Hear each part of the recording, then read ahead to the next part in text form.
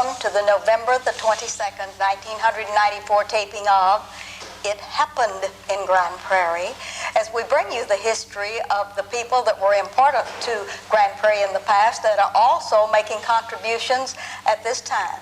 We're delighted to bring you our history tape number 237, and we have with us on the set today two very famous brothers.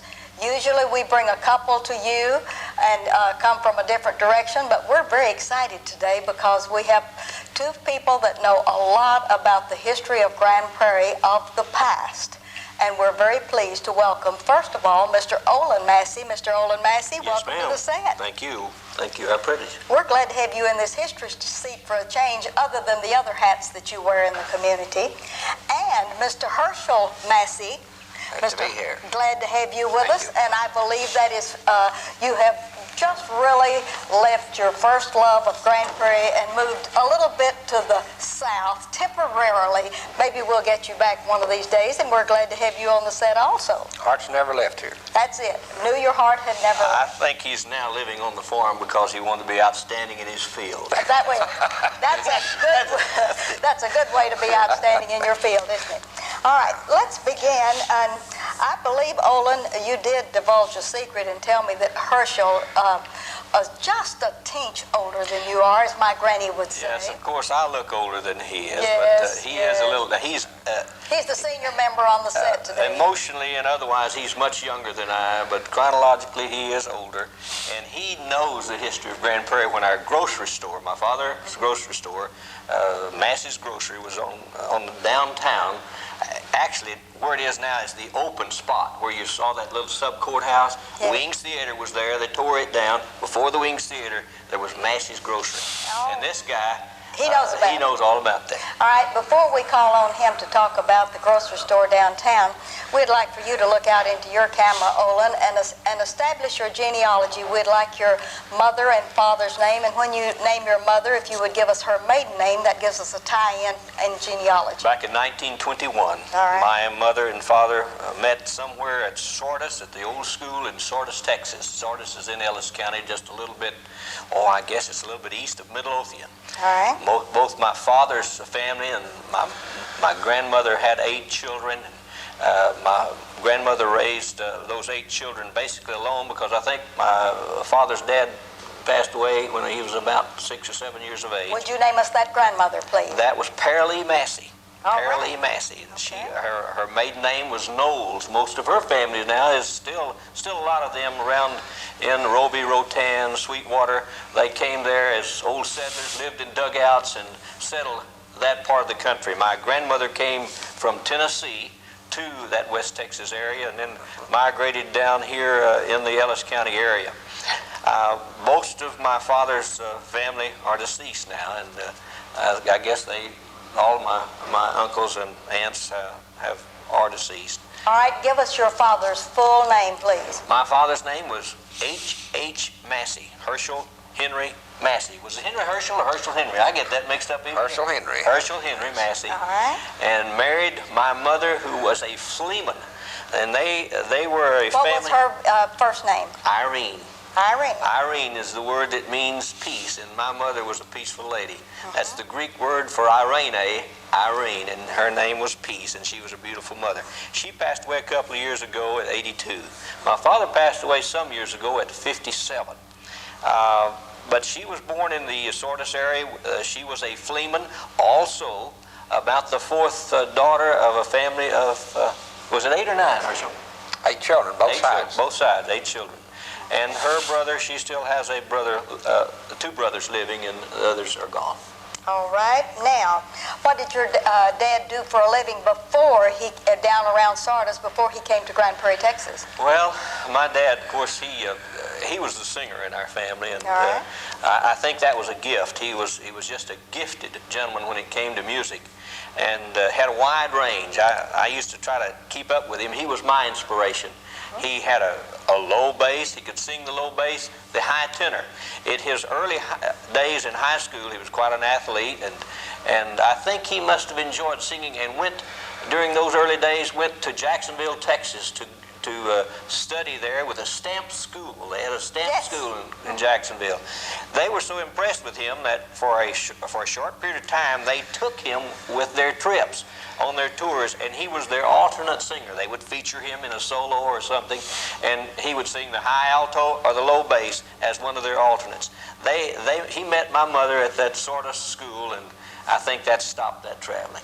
All right, now, do you have any other brothers or sisters? Only the two of you?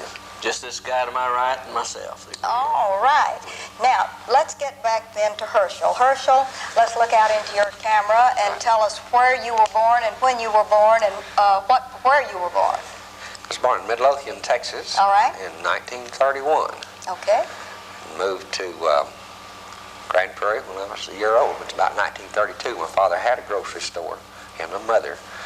He had left the quartet and came home and married her, and had a hard decision to make right there, but he was so in love with her, he did pursue the marriage and started a grocery store. He was working Did he in start a grocery store in Midlothian also? Midlothian, Texas. All That's right. where the store was. Okay. All right.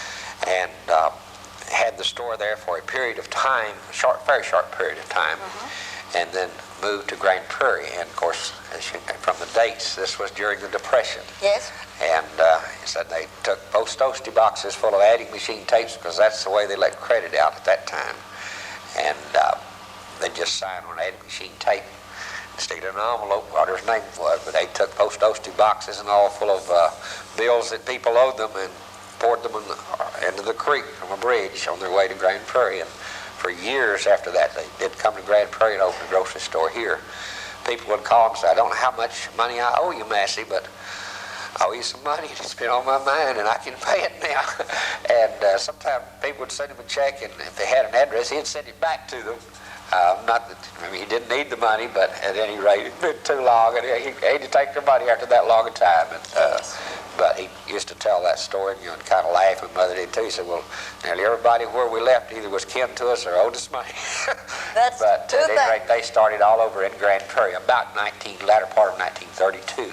I want to know. I was a year old at that time. I want to know the location of his store when he moved to Grand Prairie, Texas, and what is located there now on Main Street, which is Highway 180 now. This is the same location my brother Olin was referring to just a few moments ago. All right. And I have not looked there in the last little bit, but it was just about the middle of the block there on All the right. south side. And he said, I believe the building had been torn down and was a vacant spot there. There now. is a vacant spot there. Wasn't Langford's restaurant down Yeah, we had kind of starting on the corner, on the south corner, Main Street there, which the buildings are still there. Dr. Sawicki, if I'm pronouncing that correctly, right. had a dental office there, maybe not right in the 30s. I don't know exactly what time, but he'd been there a long time. And then Sanders Barbershop. across from that on the block, I believe was All Day's, it was All Day, I remember her, had the dry goods store there. And my brother used to shop with her when he would try to buy something for a dime, and she'd sell it to him anyhow, and then my mother, I think, would pay the difference later. But and then from there, we had Powers Cafe was there at that time, and this was before you come to where a grocery store was, about the middle of the block on the south side. There was Powers Cafe, and then Sanders Barbershop, which was there. Then the movie, which was there. I'm not sure what that was called. It could have been the Wayne Theater. Yeah. No, I don't think But so. then later we had Uptown Theater. It was across the block on the north side. We had two theaters, and I went to those movies for a dime, incidentally. Yes.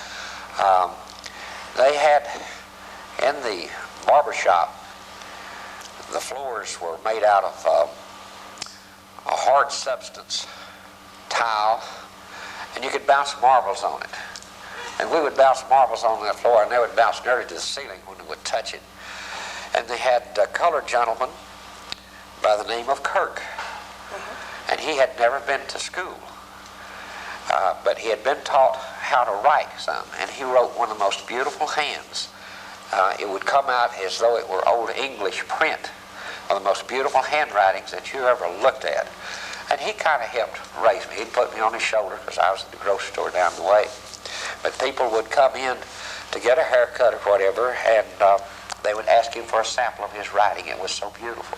How but wonderful. yet he couldn't figure or whatever. But he was a good shoe-shine man. He sure wrote a beautiful hand. I remember him very, very well. How about the grocery store? Go ahead and ask. Let me ask you a question. What did you all do what did you do for game? Didn't they shoot tops? Didn't they have tops and marbles? We did at school. That was later on in the late 30s. We had a top time, and it lasted about a week or two at school, and then we had a marble time when we shot marbles, and it didn't last long, but a week or two, and then we had a yo-yo time also at school, which they don't seem to have that anymore.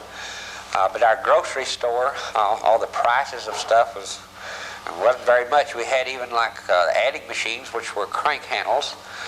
They had like a fourth, like 2 1/4 cents or 3 1/4, because the canned goods, they weren't 50 cents or $1 a piece. They were like a penny, 1 1/4 cent, or 2 3/4, like that. And of course the drakes were a nickel, and they had large candy bars.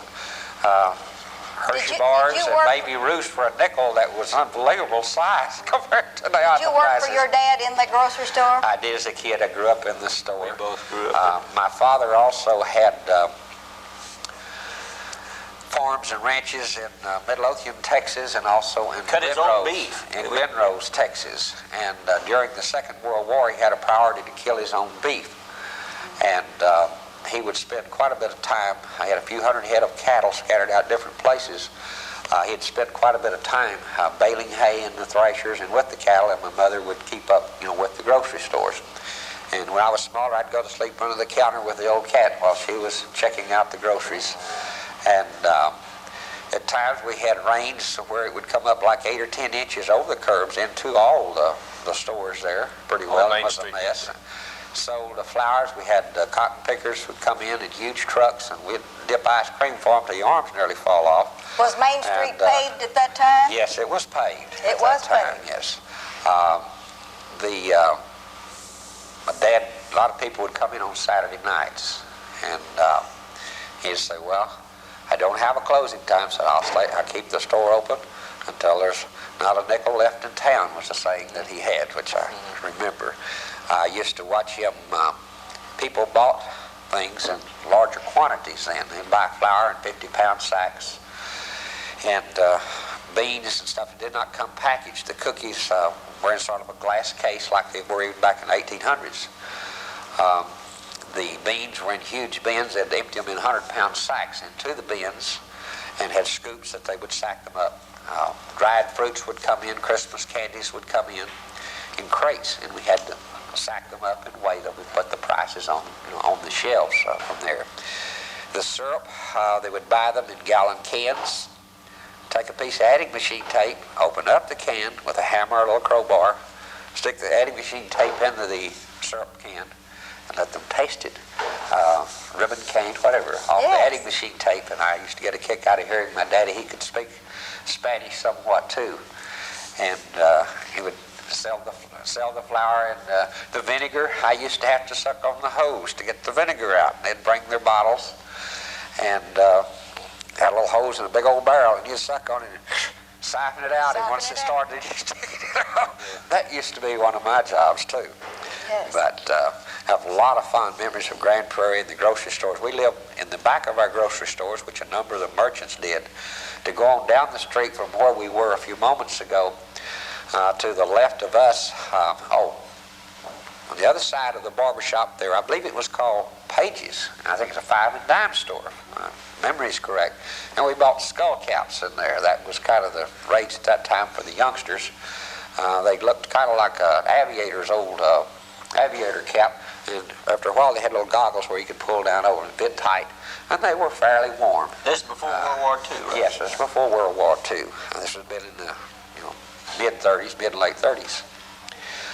One time at the show, they used to come, the movie cowboys, and they'd have whips and they'd throw axes and all and put on shows for us during the matinees, and they'd kind of stop the movie and have some live performances there, and they'd have some Indians would come out and they'd hang a deep diver suit out in front, just kind of for bliss for people coming to the show. So one time at the dime show, I walked up to the counter. She said, "The Indian at the door will take your money." So I gave this Indian my dime. And he took the dime and said, "Let me see if it's any good." And he put it in his teeth, and he bent that dime just almost in half. He said, "That's a good dime. You could go on in." And then I guess I was probably 12, 15 years old. I didn't catch on, but he had another dime inside of his hand that was already bent. And I thought he really bent that dime with his teeth. Every now and then I think about that. But out from our store, they had the Markham's shoe shop, and they had a number of children, daughters, more sons than daughters. A family that probably a number of them are still in Grand Prairie. And I was very, very close to them. We played together every day, virtually. Bob They had Langford, an older sister. I believe her name was Maddie, or whatever. But she could make those boys jump. I tell you, she helped her mother and father raise them. And then we had the G.H. Turner office, real estate office, whatever, on the corner, and then the Langford's Cafe. Bobby Langford, I think, still lives in the area. We kind of grew up together. He was a year or two older than I was. I used to wait on the corner in front of the cafe when he started first grade because I wasn't in school yet, till he would come home in the afternoons and we would play together. They had to walk a ladder to go up above their cafe where they lived. And then right behind their cafe was the police station from there. I used to shine their shoes on the side for a dime. Who was the police chief? The policeman's black boots. Prairie Nash, and I believe he had two sons. He was the only policeman that I had remembered. He was police chief for a long, long time, and the kids used to say, "If you're not good, Prairie Nash will come get you." But he was very well respected and a good police chief for all those years that I knew of. The cafe was, I paid a nickel for a hamburger and a nickel for a glass of milk, so it cost me a dime to go there and get something. We need to know about your schooling and here I went in to school in Grand Prairie. The auditorium, I believe, is still there, but it was the old brick building that is now torn down. That's right. And then I left from there to the Crockett School over south of Grand Prairie, and I believe it is still there. Yes. And then I went to the old Southside School for a period of time. It had been used many years ago as a school, and I think they discontinued using it and then started back. I went there about 2 years, and then went back to the school I'd started in the first grade and graduated from there. They were building the new football field that's, of course, the existing football field at the year I graduated in 1949. Okay. I remember that very well. But I graduated from the same school I started in the first grade. In the first grade, I rode my horse to school and tied him outside to a tree and ride him home in the afternoon. Full horse standing there all day long. But I did graduate in the same school that I started out with, ironically, in the first grade. We're going to let you rest a minute. We're going to get this young man in the middle. Herschel, I was thinking All while you was right. talking there about that school, was talking about the existing football field. You haven't been to the Gopher Bowl. The football field you're talking about is now the track field. Because Yes. I remember 1955, they had a rodeo. And for some reason, they brought a bunch of red sand and put in the Gopher football stadium, which is now the track field. Everybody walks around up there. And they had a rodeo in there. Well, it rained very heavily, and of course all of us were about juniors in high school, and we all went out there and decided that we were going to have a football game in the mud. But someone had left 2 bulldozers on one end of that field, and I'm not going to say who started the bulldozers, but someone started those bulldozers, and before we were all run out of that field, most of that red sand was piled up in a big pile with all of us from mud from head. I never forget that, because that was the most fun I ever had in my life, playing out there in that mud right after the rodeo had happened. You can imagine all the circumstances we had gotten into out there. And then, of course, we'd have still been doing that probably today if they hadn't run us off for starting the bulldozers. I remember that very vividly. That was 1955. I graduated from Grand Prairie High School in 56. I think, compared to my brother's day, that we were quite mild. Our day, we didn't play tops. The tops were already gone. When I was a school kid in elementary school. We went to Austin School. Had one, the Golden Bears over there that's still there, had one junior high, as they called it, instead of middle school. And then, of course, Grand Prairie High. We finished Grand Prairie High in '56, and of course went on there from there to North Texas. I always thought when I got into high school, in the middle of my high school, I was so impressed by my football coaches. They always impressed me so much. Another gentleman that's still here in this town by the name of Earl Tom Kill meant a whole lot to me in my background. But I was wanting to be a football coach when I graduated from high school because of the influence of my football coach. Who was your coach? It was Coach Skinny Davis. All right. Skinny Davis was our football coach, and he impressed me because he was a very good man, and he impressed that he would take the entire football team on Sunday to a church, and we'd go to a different church every Sunday. Back in that day, we'd have 8,000 to 12,000 people at a football game. Even to the junior high schools would have 15 to 2,000 people, and I'm kind of disappointed not seeing that kind of attendance today, but that's all we had to do on Friday night, this whole town. We were larger, as well as I remember, in '56 than Irving, and we were as large and possibly a little bit larger than Arlington in 1956. And we kind of looked down on both those teams. We'd beat them and we'd whip them every year in football, every year at Thanksgiving Day. That's why I still kind of, as much as I'm thankful on Thanksgiving Day, we used to have to play football at 3 o'clock on Thanksgiving Day, and we would play Irving High School every year on Thanksgiving. The Tigers. The Irving High School Tigers. Oh, that was terrible for us to not be able to eat Thanksgiving dinner. We remember that quite vividly. Some of our class, we are lucky here in Grand Prairie in that many of our kids that graduated from high school, because of the opportunities in this area, were able to stay right here. And stay in this area rather than having to move off. They were able to stay right here in this area and make a living for their children. What changed your mind to not major in athletics? Well, I didn't get an athletic scholarship. I wasn't very large, so I didn't get an athletic scholarship, but I did get a music scholarship to North Texas State. And through Mr. Keel? Mr. Keel helped a whole lot. He helped a whole lot. And I started that music. My father, again, as I said, was my inspiration. And music has been a gift all of my lifetime. I traveled for 13 years after college days as a gospel singer. Traveled up and down this country. I enjoyed it very much. Probably till about 1975, and when our twins came along, I began to say, Lord, let me settle down and raise this family, and I was able to do that. We started. All right, we need to stop right now, and let's give your wife's name and all of your children's name. Let's do that. Indeed. My wife is from Huntsville, Arkansas. All right. She just started wearing shoes a couple of years ago. All right. She's not here, is she? She's not here. No, she's from Arkansas, and she also graduated in 1961 from Grand Prairie High School. Her maiden name? Her maiden name was Bird. Her mother and father live on Northeast 37th Street. J.L. and Lila Bird. All right. And they are both from the Arkansas area.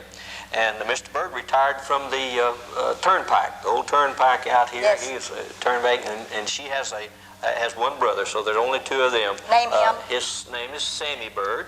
Okay. And so they still live here in Grand Prairie also. We've been married now 32 years. And we have 3 children. All right. We have Kelly and Kathy, and that's our twins. Kelly is now working as a mechanic with the city of Grand Prairie, and I'm very proud of him. He's a hard-working young man.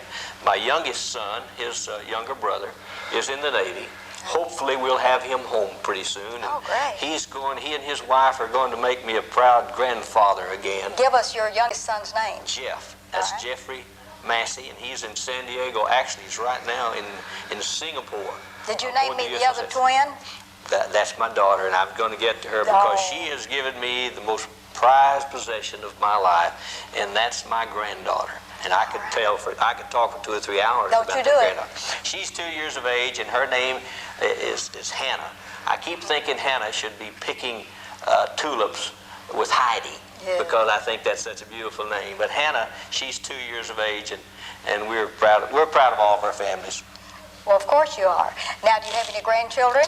Hannah is my grandchild, and I'll have number 2 possibly in February. All right. So I didn't think I was going to be around long enough to we're talking about history today. I'm glad, we're glad we're part of history. What do you do for a living? Well, I have, as some of you know, as I said earlier, early part of my life was a gospel singer. In 1965, Mr. Bruce Bean, who was also born in Grand Prairie, graduated from Grand Prairie High School, and Mr. Quentin Burge, we started Southland Funeral Home in 1965. In 1989, we moved from Southland Funeral Home to the Bean Massey Burge Funeral Home down here on Dalworth Street. I'm directly across the street from where I was born. Herschel and I lived at the corner of 802 Dalworth, the red brick building that was there, and then the Catholic Church was directly across the street from us. And I'm literally a stone's throw from where I was born. Used to shoot my air gun, and occasionally I would hit a bird, and I'd always have a funeral for them. Didn't know I was going to be in the funeral profession at that time. I'd bury them with my marbles. I've been across the street over there where my home place was, and I've looked for my marbles, but they're still missing. All right. We have only... You lost your marbles. You lost your marbles. But I'm in the funeral business. You're in the funeral business and like it. Well, it's a part of me that I feel like I'm very part of. So. All right, we have 2 minutes left, and I've got to get back to Herschel, or we're going to be in bad trouble with Vicki. All right, now you need to name your wife and all of your children and grandchildren as quickly as you can, looking out into your camera, Herschel.